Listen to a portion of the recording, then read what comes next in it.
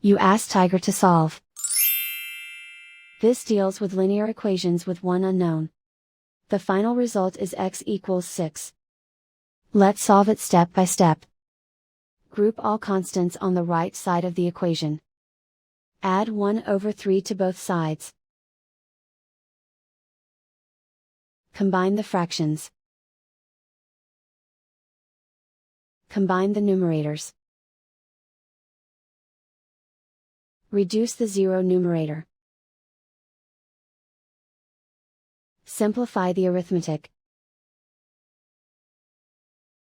Convert the integer into a fraction. Combine the fractions. Combine the numerators. Isolate the x. Multiply both sides by inverse fraction 9/2.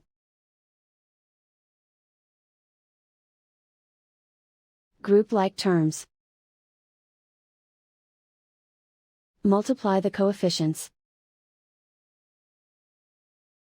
Simplify the fraction. Multiply the fractions. Simplify the arithmetic. And so the final result is x equals 6.